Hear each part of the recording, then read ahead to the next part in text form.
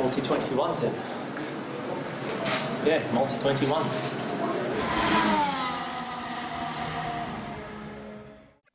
Et bonsoir à tous et bienvenue pour la dernière review de Grand Prix de l'année. Je veux bien entendu parler de la review du Grand Prix d'Abu Dhabi 2019.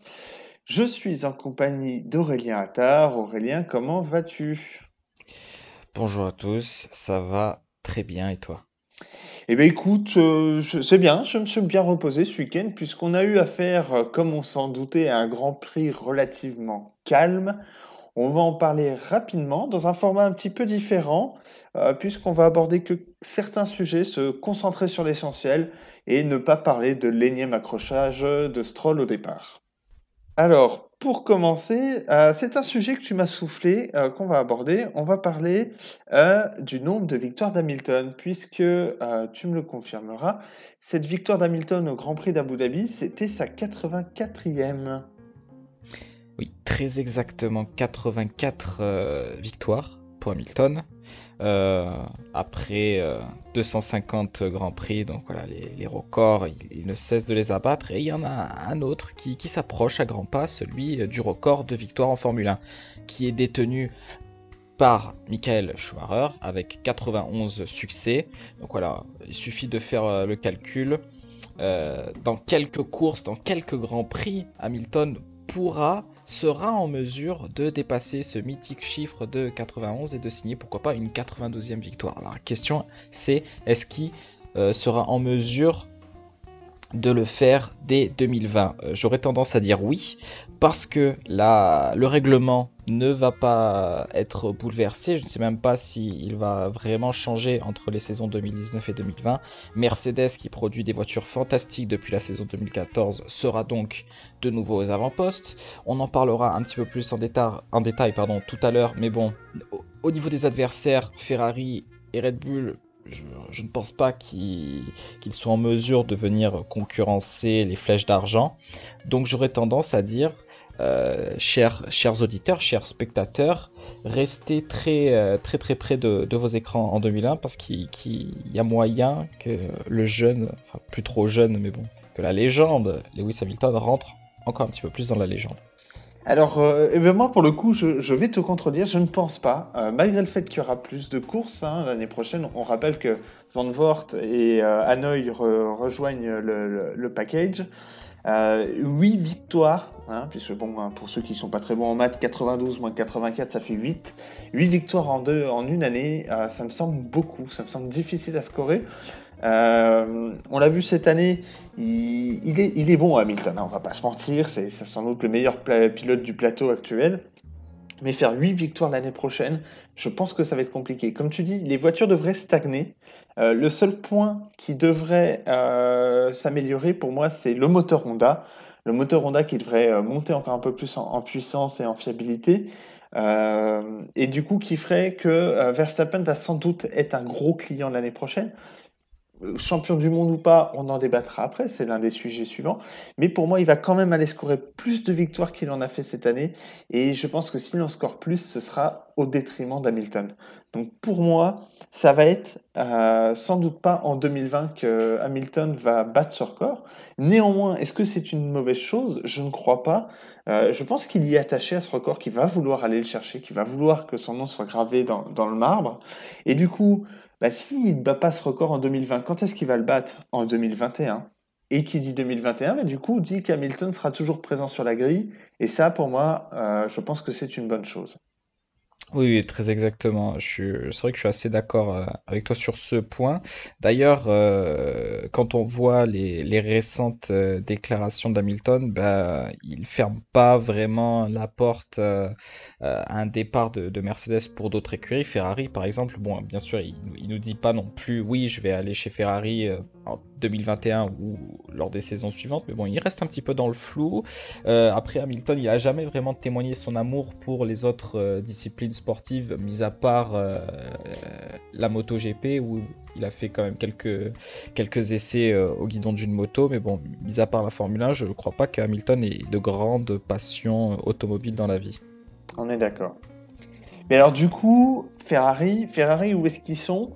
On se pose la question en fait, parce que on espère qu'ils vont pouvoir revenir vraiment dans la lutte, mais aujourd'hui, c'est pas encore ça. On l'a encore vu hein, lors de ce Grand Prix qui a été, je pense qu'on peut dire encore une fois de plus, un fiasco. Un fiasco pourquoi? Ben, il y a eu deux événements. Alors un peu plus petit, mais qui revient un peu de manière régulière d'un Grand Prix à l'autre. Ça a été ce problème dans les stands avec encore un arrêt qui a duré beaucoup trop longtemps. Hein. Si je crois bien, c'était de l'ordre de 7 secondes, 6 secondes 9, je crois précisément. Ouais, exact. Là encore, voilà un arrêt au stand raté. Et puis surtout, il y a eu cette histoire d'essence mesurée, de quantité d'essence mesurée, avec un écart important, hein, de l'ordre de plusieurs kilos. Comment c'est possible encore en 2019 que Ferrari fasse des erreurs comme ça? On ne parle pas d'un décalage de quelques centilitres qui pourrait se comprendre, s'expliquer. Là, c'était un écart de plusieurs kilos. Comment c'est possible que Ferrari en 2019 fasse des erreurs comme ça encore aujourd'hui? C'est vrai que j'ai pas la réponse, mais bon, ça témoigne bien de la catastrophe qui règne à Maranello depuis plusieurs années, mais vraiment particulièrement cette saison 2019. Alors pour rappel, il y a eu un changement de direction. Arriva Bene a été débarqué pour faire place à Mattia Binotto, qui du coup enfile une double casquette, tantôt directeur d'équipe et tantôt directeur du département technique de Ferrari. Binotto, il était assez bon au niveau technique, mais bon, au niveau directeur d'équipe, je ne pense pas que ça soit vraiment l'homme de la On situation. Déjà, laissera les auditeurs juges de ce bien propos. sûr, bien sûr, mais cela reste que mon avis, bien sûr. Et je vous invite en commentaire à me dire si j'ai raison ou bien tort. Mais bon, aussi deux têtes brûlées, Leclerc et Vettel qu'il faut gérer, c'est pas très évident. Peut-être qu'il y a aussi une certaine pression qui s'accumule là. Voilà, vraiment Ferrari avait produit une voiture vraiment capable de battre les Mercedes. On ne parle même pas de rivaliser, on parle de battre les Mercedes, quelque chose qui ne s'est plus vu depuis l'an Pèbre. Mais bon, donc oui, j'ai l'impression qu'il y a une certaine pression. Ferrari avait tout quasiment pour faire une excellente saison, et comme ça fait des années qu'ils ne gagnent plus, on a l'impression qu'ils savent pas comment on fait pour gagner. C'est assez dingue de se dire ça, notamment quand on parle de la Scuderia Ferrari, hein, une écurie qui est un présent en Formule 1 depuis les débuts du championnat du monde en 1950. Mis à part ouais, cette espèce de pression, je ne saurais vraiment pas comment expliquer cette débandade. D'autant plus que ce qui est encore plus marquant dans tout ce fiasco, c'est qu'il y a une certaine complaisance de la FIA. Je ne veux pas dire que c'est la Ferrari International Assistance, mais là, quand on voit qu'il y a un écart de plusieurs kilos entre l'essence indiquée et l'essence relevée, et qu'ils s'en sortent avec une amende de 50 000 euros, je pense qu'on ne peut pas parler d'autre chose que de complaisance. Donc, on ne comprend pas, avec la FIA pas dans la poche, mais en tout cas qui va fermer les yeux sur quelques écarts qu'ils pourraient avoir, comment est-ce qu'ils peuvent se viander comme ça? Mais bon, on verra l'année prochaine. On espère que ça ira mieux, qu'on soit supporter ou pas de Ferrari. Mais en tout cas, pour le challenge, ce serait vraiment intéressant d'avoir 3 écuries à la bataille pour le championnat. Mais pour l'instant, ça semble quand même mal embarqué. Tout à fait d'accord. Je te propose du coup de passer au sujet suivant. Et oui, puisqu'on va parler là encore du coup de la troisième écurie, Red Bull, le troisième contender. Moi, j'aimerais en fait avoir un sujet là encore, alors qui va un peu à l'encontre de ce que j'ai dit tout à l'heure, mais j'aimerais vous demander, vous, qu'est-ce que vous en pensez, chers auditeurs? Euh, Est-ce que vous pensez vraiment que Verstappen pourrait être champion du monde l'année prochaine? Personnellement, moi, j'ai quelques doutes, et je vais vous dire pourquoi. Pour moi, ce sera à cause d'Honda. Non pas qu'Honda ne fasse pas de progrès ou ne soit pas à la hauteur. Je trouve qu'il y a eu vraiment une marge de progression énorme depuis qu'ils sont passés dans le giron Red Bull, hein, il y a 2 ans chez Toro Rosso et cette année chez Red Bull. Néanmoins, je pense qu'il y a encore beaucoup de problèmes. Je trouve qu'il y a encore beaucoup de fébrilité. On sent que Honda est pas très chaud en plus pour aligner les centaines de millions d'euros qu'ils alignaient jusqu'à présent. Je pense qu'on se dirige plus ou moins vers un semi-échec ou un échec, voire. Mais surtout, là, on l'a encore vu pendant le Grand Prix avec Verstappen qui s'est plaint, encore une fois, hein, de problèmes avec l'accélérateur. Alors, on ne sait pas si c'est de son fait ou du fait du moteur. On parle plutôt d'un problème moteur. Et voilà qu'il expliquerait que, il avait des gros trous au niveau du couple en début de phase de réaccélération, où personne n'est encore capable d'expliquer. Ils ont essayé 3 mappings moteurs différents et rien n'a changé, voire même sur le troisième, ils expliquaient que c'était même encore pire. Pour moi, je pense pas que c'est un problème qui va être résolu pendant l'hiver, et c'est sans doute ce petit plus, cette petite différence, ce petit manque de confiance dans sa bécane, dans sa machine, qui va faire que Verstappen en 2020 ne pourra pas être champion du monde. De peu, mais il ne pourra pas. Je sais pas ce que t'en penses, toi, Aurélien. Bah écoute, je vais aller dans le sens contraire pour la simple et bonne raison que si on prend le scénario concernant Honda il y a un an de cela, donc c'est-à-dire fin 2018, bah, ils étaient vraiment nulle part avec Toro Rosso, mis à part la quatrième place miraculeuse de Gasly à Bahreïn, il n'y avait pas eu de grands exploits cette saison-là. Et en l'espace d'une intersaison, d'un hiver de quelques mois, bah voilà, le moteur Honda s'est transformé, les ingénieurs sont transcendés pour produire un moteur exceptionnel et donc ça a donné de nombreux succès en 2019. Donc rien que pour ça, je peux pas te laisser dire, je suis désolé, mais je peux pas te laisser dire euh, qu'on parle d'un échec. Un semi-échec, pourquoi pas, mais un échec, non, non, c'est plutôt dans les années 2000, à l'époque des V10 où Honda avait scoré 0 victoire, là pour le coup c'était un échec assez cuisant, mais là ça va, ils ont réussi un petit peu à rattraper le coup. Donc étant donné qu'il y a eu des progrès fulgurants entre 2018 et 2019, je suis assez confiant que les ingénieurs sont en mesure de corriger ces problèmes de lag, pour dire ça en anglais. Je n'ai pas le mot français malheureusement sur la langue. Mais, ouais, mais voilà. Après, est-ce que Verstappen pourra ou sera en mesure d'être très régulier? On parle quand même de 22 courses face à Hamilton qui est quand même très bon dans cet exercice. Ça, c'est un autre débat. Mais concernant les armes, à savoir le châssis Red Bull et le moteur Honda, là, j'ai pas de souci à me faire là-dessus. Les armes seront très bonnes. Très bien. Et donc pour le dernier sujet du jour, où là par contre je pense que nous serons plutôt en phase, on l'a vu en fait pendant le Grand Prix, entre le quatrième et le 18e tour, il n'y a pas eu de DRS. Pourquoi c'était un simple souci de serveur informatique qui rendait la communication en fait entre les F1 et les serveurs informatiques de la FIA légèrement hasardeuse. Il leur a fallu du coup une quinzaine de tours pour redémarrer ce serveur, ou en tout cas le backup, et pouvoir reconnecter l'ensemble des bécanes. Mais ce qu'on a vu, c'est du coup une course sans DRS. Et beaucoup de gens ont dit: ah oui, on a vu des vrais dépassements et tout, il fallait vraiment y aller un peu au culot.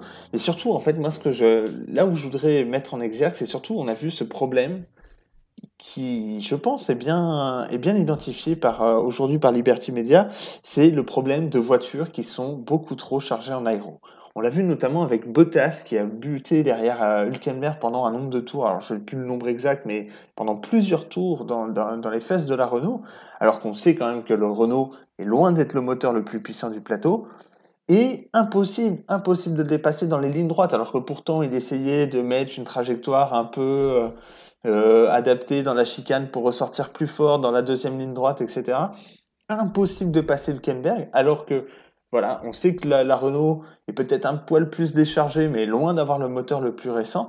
Et du coup, vient de se poser la question de cet artifice du DRS, de qu'est-ce qu'on en fait en fait? Est-ce que il serait pas temps de s'en débarrasser pour qu'en fait les ingénieurs adoptent des setups un peu plus déchargés, un peu plus audacieux, pour justement être capable d'aller dépasser des voitures à la régulière, entre guillemets, même si j'aime pas trop cette expression. Oui, oui, c'est clair qu'aujourd'hui, bah, les voitures sont pensées pour le DRS, hein, pour avoir une efficacité maximum avec cet outil. Pour le coup, j'étais pas très choqué de son absence pendant les 18 premiers tours. Bon, en même temps, c'est le circuit qui veut ça, hein. Avec ou sans DRS, c'est vraiment très difficile de dépasser. Et lorsqu'on dépasse au DRS dans les lignes droites, bah, c'est vraiment lorsque l'écart de performance est assez évident. Euh, alors, je sais pas vraiment quoi ajouter de plus, si ce n'est que j'ai pas détesté ces 18 premiers tours de course sans DRS. C'était même assez, comment dirais-je, assez excitant parce que justement, pour la première fois depuis des années, bah, les pilotes devaient vraiment piloter et bien piloter pour être en mesure de dépasser et pas attendre la première ligne droite pour voilà, appuyer sur le bouton et Appuyez sur la avoir 20 nitro. km/h. Exactement, voilà, les fans de Fast and Furious apprécieront bien sûr. On est d'accord. Et du coup, c'est vrai que c'est intéressant de voir qu'est-ce qui va se passer en 2021, là pour le coup, avec les nouveaux règlements aéro notamment, où le but va être de décharger les voitures. Hein. On va pas revenir sur le détail des principes, mais on va avoir des voitures qui vont vraiment être déchargées en aéro. Et du coup, avec un DRS qui va sans doute avoir un effet beaucoup moins, et ce sera peut-être l'occasion, après une année complète, de se dire, bah, est-ce que c'est pas temps le moment de s'en débarrasser de cet artifice qui a rendu bien des services, mais qui du coup a un petit peu, je pense, pas rendu service au final au sport de la Formule 1. Alors, on est bien d'accord. Et voilà, du coup, on en arrive à la fin de cette vidéo, dans un format un peu plus différent. On n'a pas reparlé, comme je vous disais, de tous les sujets, de tout ce qui s'est passé. Là n'est pas le but. On va essayer d'être sur des formats un peu plus courts. Comme là, vous le voyez, on va être à peu près sur le quart d'heure. On va abandonner ce petit format, ces petits pronostics qui étaient bien sympas, mais au final, vous avez vu là sur ce Grand Prix que sur le podium, on s'est complètement viandé. Et sur les pronostics, au final, au fur et à mesure de la saison, tout le monde lisse un peu et adopte les mêmes résultats. Donc il y a un peu moins de challenge et c'est un peu moins intéressant pour vous.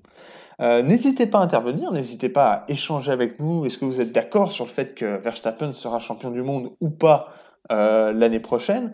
Que Hamilton sera là en 2021 sur Ferrari, sans doute, peut-être, on verra si Mercedes reste dans le giron de la F1. Voilà, n'hésitez pas à interagir avec nous. Ça nous a fait grand plaisir d'être avec vous sur toute cette saison 2019. Et sachez qu'on ne vous abandonne pas, on va produire encore beaucoup de contenu pendant l'hiver. Ça va être l'occasion de revenir plus en profondeur sur certains sujets.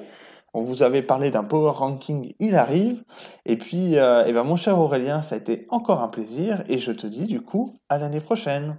Plaisir partagé. À l'année prochaine. Bonnes vacances pour ceux qui partent en vacances d'hiver. Nous, bon, bien sûr, on ne va pas chômer et on se retrouve très très vite. Allez, salut, salut!